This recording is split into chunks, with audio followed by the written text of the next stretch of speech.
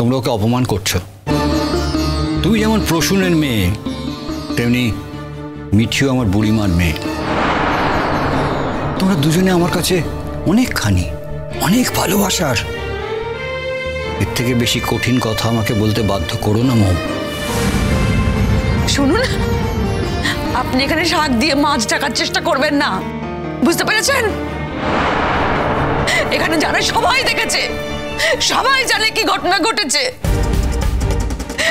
ওই মিঠি ওকে কি অপমানটা করেছে সবার সামনে, সবাই জানে। তারপর থেকে আমার ছেলেটা গুম হয়েছিল, কারোর সঙ্গে কথা বলছিল না।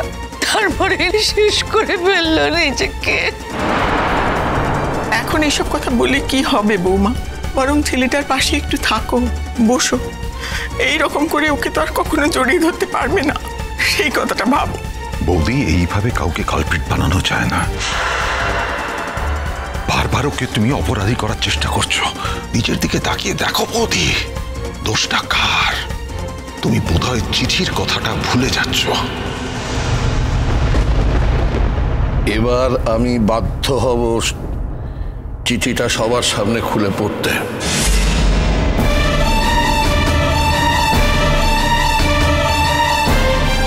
চিঠি? চিঠি? চিঠিটা কিসের বুঝতে পারলাম না ঠিক। ওকে মানে ও যাওয়ার আগে কোনো নোট লিখে রেখে গেছে? কাকে লিখেছে? কি লেখা আছে তাতে? প্রয়োজনে আমি সেই চিঠিটা কাজে লাগাবো।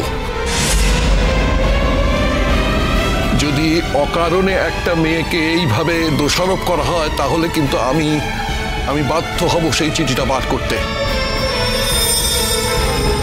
ওই চিঠিটা, আমি একটা কথা বলছি অনন্যা, আমি অলরেডি সংসার ছাড়ার প্ল্যান করছি। তুমি যদি এইভাবে অন্যান্য মানুষকে আক্রমণ করো, তাহলে কিন্তু আমি বাধ্য হব।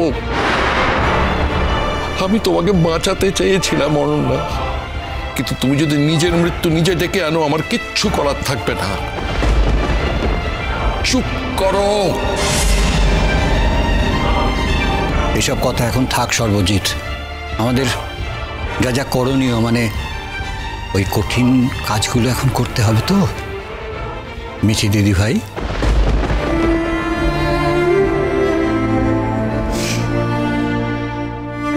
আর বাকি জীবনটা কি করে কাটাবো ছোট দাদু? ওকে তো আমি খুব ভালোবাসতাম, খুব ভালোবাসতাম। বলো, ওর ওপর অভিমান হয়েছিল, রাগ হয়েছিল, সব হয়েছিল, কিন্তু ওকে তো আমি আমার প্রাণের থেকেও বেশি ভালোবাসি। আর বাকি জীবনটা আমি কি করে কাটাবো ওকে ছাড়া? বলো, কেন চলে গেলি প্লুটো?